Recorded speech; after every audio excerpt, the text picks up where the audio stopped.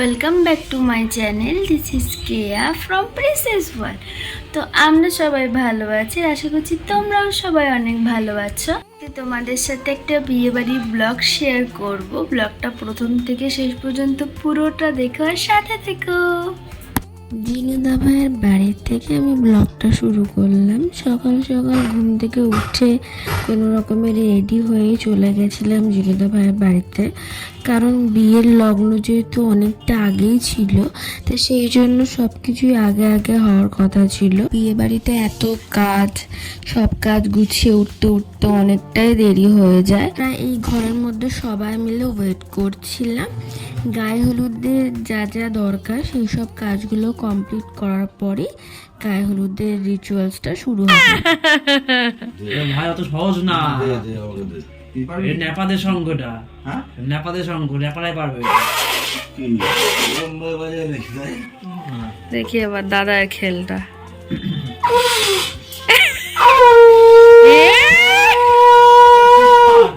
এর ফাঁকে আমাদের একটা শাক বাজানোর প্রতিযোগিতা হলো, যেটাতে দেবান ফেল, কারণ বাজানো যায় না, মানে যার বাড়ির শাক তারাই পারে। আর এইভাবে আমাদের নতুন বর তার নিজের রিলেশনের জার্নি সম্বন্ধে একটা ছোট্ট ইন্টারভিউ দিচ্ছিল।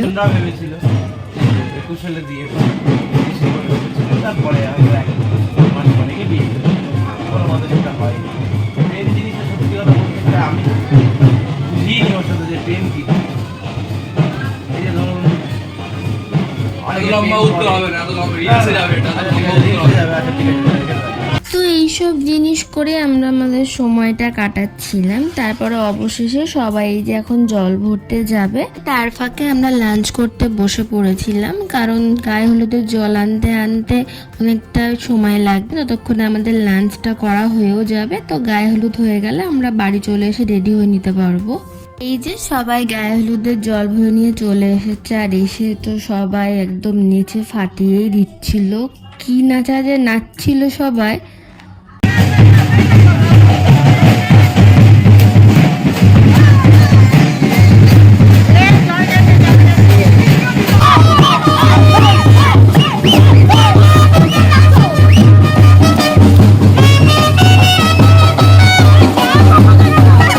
নাচানাচি করে এখন গায়ে হলুদের পর্ব শুরু হয়ে গেল।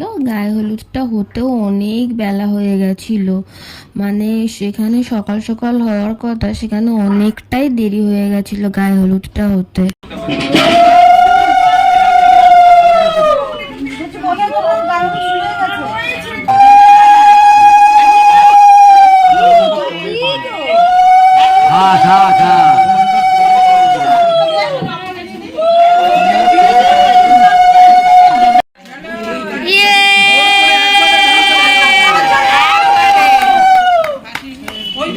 গায়ে হলুদ হয়ে যাওয়ার পরে আমি আর দেবান বাড়ি চলে এসেছিলাম, কারণ আমাদের কারোরই স্নান হয়েছিল না। আমরা অনেক সকাল সকাল গেছিলাম, ভেবেছিলাম মনে হয় তাড়াতাড়ি গায়ে হলুদটা হয়ে যাবে, তো সেই জন্য আমরা কেউই স্নান করে যাইনি। বাড়ি এসে স্নান করতে করতে আমাদের বিকেল গড়িয়ে সন্ধে হয়ে গেছিল। তারপরে রেডি হতো একটু টাইম লেগেছিল, কারণ বিয়ে বাড়ি বলে কথা, একটু বেশি না সাজলে হয় না। তো রেডি হতে হতো আমাদের অনেকটা দেরি হয়ে গেছিল। আর ওইদিকে জিরুদা ভাইরা রেডি হয়ে আমাদের জন্য ওয়েট করছিল, কারণ যেহেতু বললাম না যে বিয়ের লগ্নটা একটু আগে আগে, তো আমাদের আগে আগে পৌঁছাতে হবে। এই যে আমরা বরযাত্রীরা বেরিয়ে পড়েছি কনের বাড়ির উদ্দেশ্যে। সবাই ভীষণ এক্সাইটেড ছিলাম, বাট আমাদের মনে মনে একটু ভয়ও লাগছিল, কারণ বিয়েটা হচ্ছে যেহেতু আস্তলাতে, তো আস্তলায় যেতে গেলে আমাদের হাইওয়ে দিয়ে যেতে হবে, আর হাইওয়েতে যদি জ্যাম হয় তাহলে তো হয়ে গেল, গল্প শেষ। বাট কোনো জ্যামই ছিল না, আমরা খুব তাড়াতাড়ি পৌঁছে গেছিলাম।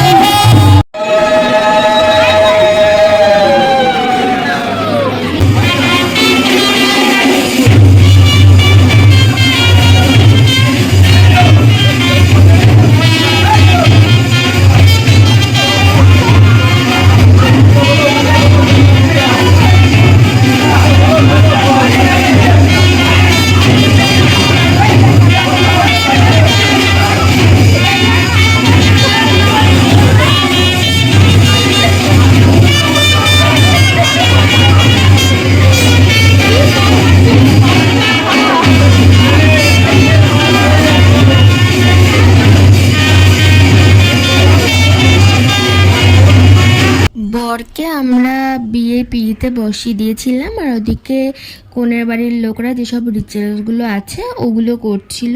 সেই ফাঁকে আমরা একটুখানি সবাই মিলে পেট পুজো করে নিচ্ছিলাম। স্ন্যাক্স খাওয়ার পর তারপরে আমরা আবার চলে গেছিলাম ছাদনাতলার সামনে। ওখানে বসে বসে আমরা সব বিয়ের রিচুয়ালসগুলো দেখছিলাম।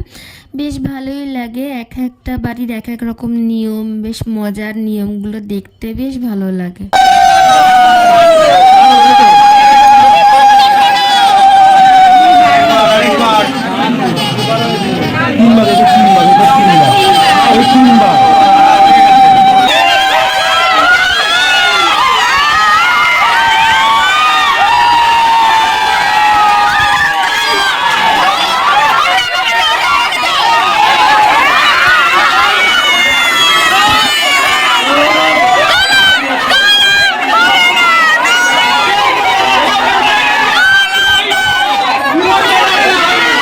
বিয়ে মোটামুটি কমপ্লিট, এখন এই বাসি বিয়েটা বাকি আছে, তো কিছুটা টাইম রেস্ট দেওয়া হয়। সেই ফাঁকে আমরা চলে এসেছিলাম ডিনার করতে।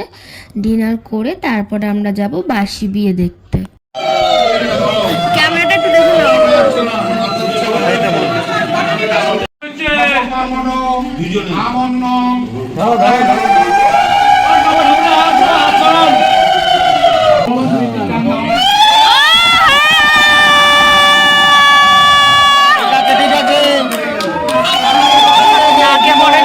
তোমরা তো দেখতেই পারলে যে বিয়ে অলমোস্ট ডান। এখন সবাই ওই ঘরে ঢোকার সময় সেই টাকা পয়সা নেয়, ওই সব এখন বাকি আছে। তো সেই ফাঁকে আমি একটু আইসক্রিম খেয়ে নিচ্ছিলাম। তখন ভীষণ ঠান্ডা ছিল, আর আমার কয়েকদিন আগে ভীষণ ঠান্ডাও লেগেছিল, বাট আইসক্রিম খাওয়ার লোভটা তো আর সামলানো যায় না। এখন এই যে নতুন বর বউ খেতে বসে পড়েছে, তারপরে ওদের কিছু ফটোশ্যুট হবে, তারপরে আসবে বাসর জাগার পালা। একটা বিয়ে বাড়িতে বলতে গেলে হাতে গুনে কয়েকটা লোক আছে, আর সাথে আমাদের ফটোগ্রাফার। পুরো বিয়ে বাড়িটা একদম ফাঁকা হয়ে গেছে, মানে সবাই চলে গেছে, যারা যারা বাসর জাগবে তারা বাদ দিয়ে। তো এই যে এই ঘরটার মধ্যে আমরা এখন সবাই মিলে বাসর জাগবো। তখন তো ভীষণ শীতকাল ছিল, সেই জন্য সবাই সোয়েটার পরে, চাদর গায়ে দিয়ে, কম্বল গায়ে দিয়ে, গুটিসুটি মেরে এক জায়গায় বসেছিলাম। বেশ মজাও হচ্ছিল, কিন্তু বাসরটা ঠিকভাবে আমাদের জাগা হয়নি, কারণ সবাই এতটাই টায়ার্ড হয়েছিল। কিছুটা সময় পর সবাই ঘুমিয়েই পড়েছিল বলতে গেলে। আর আমি ওখানে ছিলাম পাহারাদার, কারণ আমার না মানে হট করে সব জায়গায় গিয়ে ঘুম আসে না, সেই জন্য আমি একটুও ঘুমাতে পেরেছিলাম না। আমি সবাইকে পাহারা দিচ্ছিলাম আর ভাবছিলাম কখন ভোর হবে, ভোর হলে বাড়িতে যাব।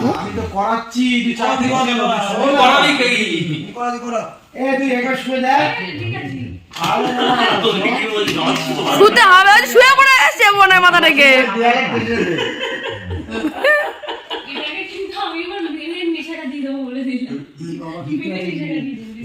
আর এই যে এইদিকে আমাদের বর বউ ঘুমিয়ে একদম কাদা হয়ে গেছিল, ওদেরকে ডেকে তোলাই যাচ্ছিল না, বাট না জানিয়ে যেহেতু আসা যায় না, তো আমরা ওদেরকে জানিয়ে তারপর আমরা বেরিয়ে পড়েছিলাম।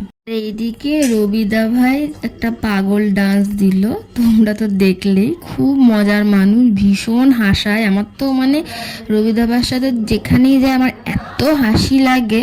রবিদা ভাইয়ের বিয়ের ফার্স্ট পার্ট এখানেই শেষ, কারণ ব্লগটা অনেক লেন্দি হয়ে যাবে না হলে। তোমাদের এই বিয়ের ব্লগটা কেমন লাগলো সেটা জানিও, ভালো লাগলে একটা লাইক কমেন্ট শেয়ার করে দিও। আর যারা ইউটিউব থেকে দেখছো তারা আমার চ্যানেলটাকে সাবস্ক্রাইব করে দিও, যারা ফেসবুক থেকে দেখছো তারা আমার পেজটাকে ফলো করে দিও। Thanks for watching.